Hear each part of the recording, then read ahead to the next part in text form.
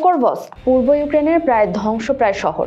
Railway আর logistic hub হওয়ায় এটি রাশিয়ার দখলের স্বপ্নের কেন্দ্রবিন্দু হিসেবে পরিচিত।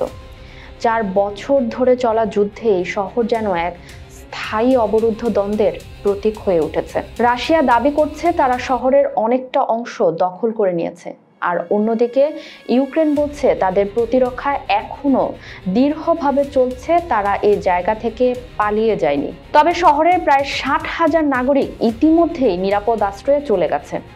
এই শহরটি যদি রাশিয়া দখল করে তবে পুতিনের জন্য ক্রামাটর্স্ক এবং স্লোভিয়ানস্কের দিকে অগ্রসর হওয়ার পথ একেবারে খুলে যাবে। পোকরভস্কের ধ্বংসপ্রায় রাস্তা, পাকিস্তানের সাবমেরিন ঘাঁটি, এগুলো যদিও একরকম নয়, তবুও সমসাময়িক বিশ্ব কৌশলের গুরুত্বপূর্ণ অংশ। আজকের বিশেষ বিশ্লেষণমূলক অনুষ্ঠানে আমরা এই বিষয়গুলো খতিয়ে দেখার চেষ্টা করব।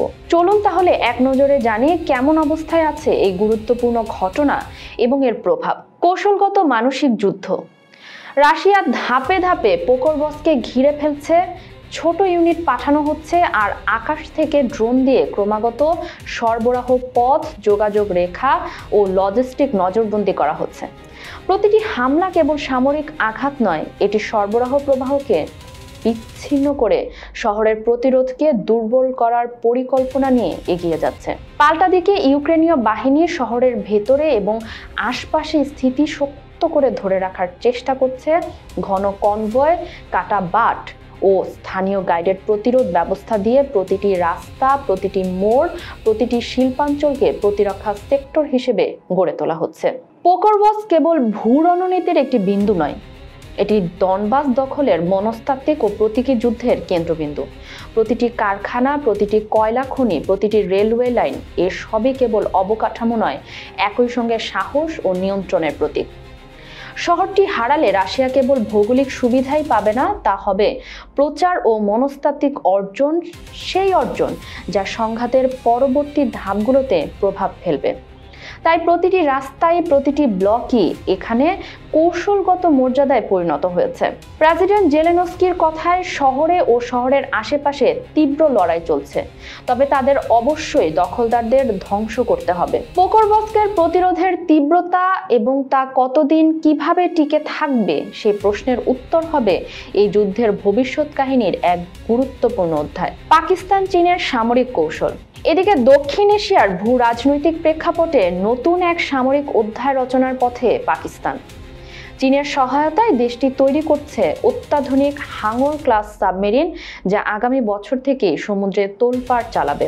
এসব সাবমেরিন শুধু সমুদ্রের গভীরে নজরদারির জন্য নয়, ভারত মহাসাগর ও উত্তর আরব সাগরে পাকিস্তানের উপস্থিতি আরও জোরদার করার জন্য গুরুত্বপূর্ণ ভূমিকা রাখবে।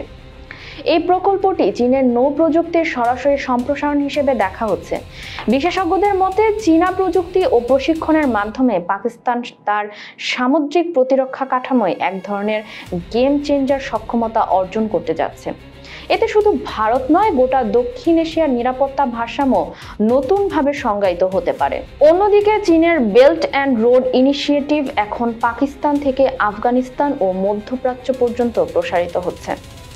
করাচি থেকে গোয়াদার, সেখান থেকে ইরান সীমান্ত পর্যন্ত এই নৌ ও স্থল করিডোর চীনের প্রভাব বলয়কে আরও বিস্তৃত করছে। ফলে ভারত মহাসাগরে চীনা উপস্থিতি কেবল অর্থনৈতিক নয়, সামরিক দিক থেকেও ক্রমেই দৃঢ় হচ্ছে।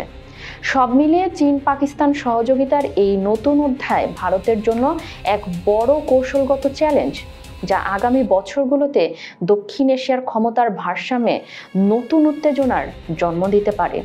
বিশ্ব কৌশলগত চিত্র। পোকরভস্কের ধ্বংসপ্রায় রাস্তা আর পাকিস্তানের সমুদ্র তটে গড়ে ওঠা আধুনিক সাবমেরিন ঘাঁটি, দুটি দৃশ্য যেন ভিন্ন জগতের, কিন্তু আসলে তারা একই ভূ রাজনৈতিক নাটকের দুই অধ্যায়। একদিকে ইউক্রেনের পূর্ব সীমান্তে রক্তাক্ত ডনবাস অভিযানে রাশিয়ার ট্যাঙ্ক গর্জে উঠছে, ধ্বংসস্তূপে পরিণত শহর পোকরভস্কে এখন শুধু যুদ্ধের গন্ধ নয়, লুকিয়ে আছে এক নতুন ক্ষমতার মানচিত্র আঁকার চেষ্টা। অন্যদিকে ভারত মহাসাগরের গভীরে পাকিস্তান তার নৌবাহিনীর জন্য নির্মাণ করছে নতুন শক্তি কেন্দ্র। চীনের সহায়তায় গড়ে ওঠা সাবমেরিন ঘাঁটি, যা শুধু প্রতিরক্ষা নয়, এক প্রকার প্রতীক এশিয়ার শক্তি ভারসাম্য বদলানোর। এ দুটি ঘটনা দূরত্বে হাজার মাইল হলেও এক সূক্ষ্ম সূত্রে বাঁধা। বিশ্ব রাজনীতির প্রতিটি পদক্ষেপ আজ একে অপরকে ছুঁয়ে যাচ্ছে। রাশিয়ার সামরিক আগ্রাসন ইউরোপের শক্তির পালাবদলের ইঙ্গিত দিচ্ছে, আর চীন পাকিস্তান সহযোগিতা ভারত মহাসাগর অঞ্চলে গড়ে তুলছে এক নতুন সামরিক বাস্তবতা। যুদ্ধক্ষেত্র বদলাচ্ছে, কিন্তু মূল প্রতিযোগিতা রয়ে গেছে সেই পুরনো প্রভাব, সম্পদ আর বেঁচে থাকার লড়াই। খবর সংযোগের বিশ্লেষণমূলক অনুষ্ঠানটি আপনাদের কেমন লাগছে কমেন্টে জানাবেন। আমাদের ভিডিওগুলো লাইক, কমেন্ট ও শেয়ার করুন। আমাদের চ্যানেলটি সাবস্ক্রাইব করে রাখুন। কাজল হায়দারের রিপোর্টে ফারিহা আহমেদ, খবর সংযোগ।